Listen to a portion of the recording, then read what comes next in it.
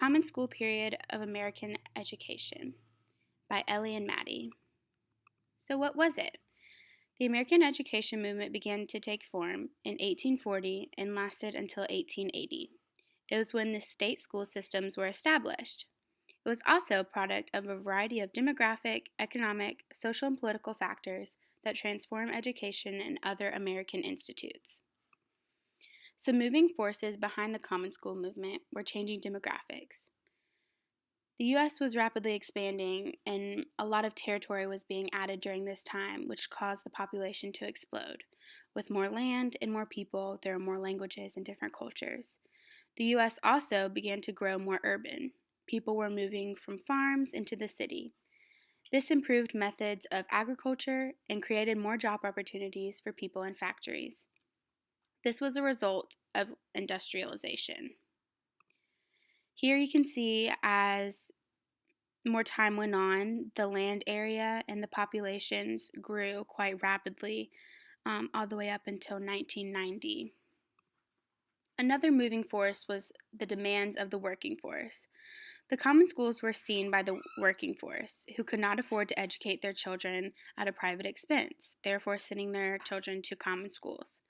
Common schools provided the education necessary for protection against the tyranny of the upper class and for equal participation in a democracy. Leaders of the business and industries also supported the common schools, and they saw them as a means of ensuring a supply for literate and trained workers in their factories. Social control was another moving force, and it was the dominant English-speaking Protestants saw a different thing in the common schools. They saw them as agencies of social control over the lower socioeconomic classes, with hopes to Americanize the children of immigrants. Many social groups saw the common schools as a means of controlling crime and social unrest. Here is a picture taken in one of the common schools, and I thought it was interesting that you can see that all of the children have their hands behind their backs and that the room is separated between girls and boys. You don't see a girl sitting next to a boy or a boy sitting next to a girl.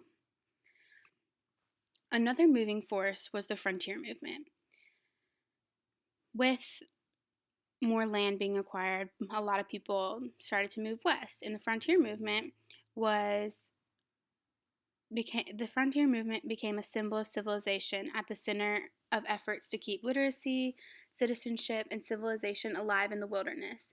From having the common school being brought with them west, people were able to come together in that schoolroom and just kind of remember where they came from. The establishment of the common school was not limited to the industrialized regions of the East. Movement was fueled by individuals who placed more value on worth of the student rather than on his or her social class. This attracted both educated and uneducated people because everyone felt like they had a place. The frontier movement was also a place where a practical education was more important than the ability to read or write Latin. They took into account every aspect of school, not just literacy. Another moving force was extended suffrage. At the age of the common school coincided with the age of the common man. The right to vote in many states was limited to those who owned property. Slowly, this changed during the same time as the common school movement, and many states extended suffrage to all white males. As a result, this increased the number of common men holding public office, but increased the pressure for direct taxation to support common schools. Another moving force was the education and journal organizations. More than 60 educational journals came into existence during the common school movement, some of them being the Massachusetts Common School Journal and the American Journal of Education. Most did not survive, but collectively served both to popularize education and to keep teachers informed of educational innovations and ideas from home and abroad. This would be kind of like a newsletter or a website that you could log on to keep teachers up to task today. The most noteworthy organizations were the American Institute of Instruction, the Western Literacy Institute, and College of Professional Teachers in the American Lyceum. Here you can see kind of what some of the journals and organizations looked like. This one, it's a little blurry, but this one is a lecture about failures in teaching from the American Institute of Instruction, just to kind of keep teachers up to date about anything that they want to know, or there was a different lecture titling every night. And this is the Common School Journal, just kind of editors and writers just journaling about their experience. Some of the last moving forces was Protestant religion accommodation. So with people coming to the United States, the main thing was religion. So religious intolerance has been a part of American life since the very earliest times in colonial days. In the past, public support for the schools had been rejected, and the result would support being given to another's religion. The Common School Reformed addressed this by proposing that schools practice non-denominational Protestantism. The support for the common schools could not have been obtained without this accommodation. So here you see in the common school, this is a class of all girls, but a teacher reading the Bible to a class of girls, and they all seem very interested. So some of the leading proponents of the common schools, the main one was Horace Mann. He was given the title of Father of the American Education. He was elected to the Massachusetts legislature, then became a spokesperson for the Common School movement. He led campaigns to organize schools into state systems and established the State Board of Education. After the creation of the State Board of Education, he gave up his political career to become the board's first secretary and chief of state school officer. He served as that position for 12 years and used it as a platform for proclaiming the ideology of the common school movement as well as the other educational ideals. He also wrote numerous lectures, editorships, and other writings which spread all over the nation. And he was even on a postage stamp at one point in time. Another leading proponent was Henry Barnard. He was the father of school administration, was his title, and he served in the state legislature for Connecticut, worked to establish a state board of education, and then became the board's first secretary. And in 1867, he was named the first commissioner of education. Another leading proponent was Catherine Beecher. She founded the Hartford Female Seminary and the Western Institute for Women. She was active in promoting schools and recruiting teachers for the frontier.